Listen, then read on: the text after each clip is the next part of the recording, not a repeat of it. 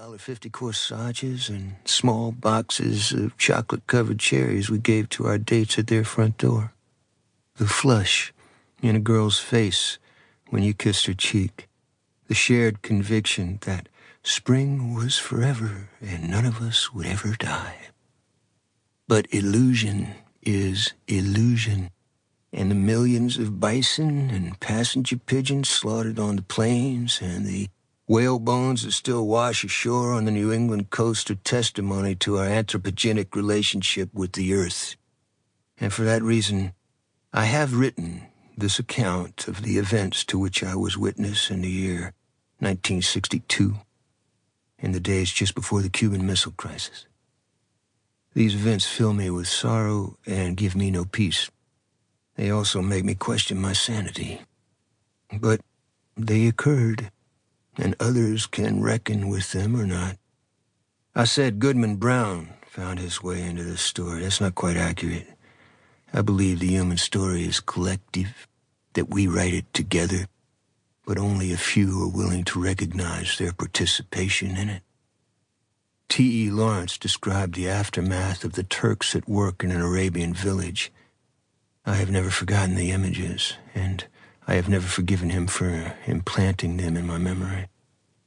At the conclusion of this story, I hope I have not done that to you. Chapter 1. Many years ago, knocking around the American West was quite a gig. Think of running alongside a boxcar, your heart bursting in your chest, slinging your duffel and your guitar inside and jumping in after them, and then 2 hours later descending the Grand Divide, your head dizzy from the thin air, grizzly bears loping alongside the grain cars. The side door Pullman didn't cost a cent, and what a show it was.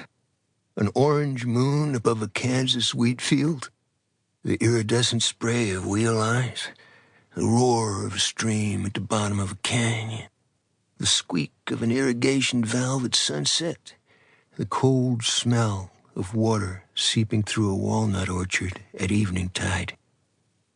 Colorado had strange laws back then. Hitchhiking or hopping a freight could cost you 6 months in the can or on the hard road. The consequence was that bums and migrants riding a hotshot into Denver could get into the state but not out. So Larimer Street was overflowing with panhandlers and derelicts pissing and sleeping in alleyways and under the bridges on the Platte. In the spring of '62, I swung off a flat-wheeler at the Denver city limits and slept 2 nights in the Sally, then took a Greyhound bus down to Trinidad and hired on with a big dairy and produce farm that provided cabins and community showers and a dining hall for the workers. The owner was Mr. Jude Lowry. Know why migrants are migrants? There's no yesterday and no tomorrow. Anonymity is a given. Migrants come with the dust and go with the wind. Mortality disappears with a cold bottle of beer and a juke joint. I had non-alcoholic blackouts back then, and because of the life I had chosen, I didn't mind. In fact, the migrant way of life seemed created especially for people like me. Late in August, Mr. Lowry put me in charge of the flatbed and the trailer it towed and told me to round up Spud Caudle and Cotton Williams and start hauling our last crop of tomatoes down to the packing house in Trinidad, which would take us 3 trips. The air was heavy with the odor of insecticide and the harrows busting up the soil and the scattered chunks of ruined melons that looked like red emeralds in the sunlight. But there was another phenomenon at work also. A purple haze in the lee of the mountains, one that smelled of the desert and the end of the season, as though the land wanted to reclaim itself and drive us from its midst.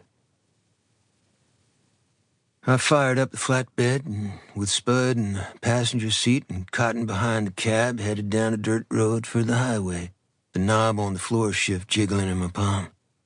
Spud's face was as coarse as a lampshade and pocked with ringworm scars, his head shaped like an Idaho potato. He always wore a wilted fedora low on his brow and cut his own hair to save money for brothels. He had been on his own since he was 11 years old. 1 mile down the road, he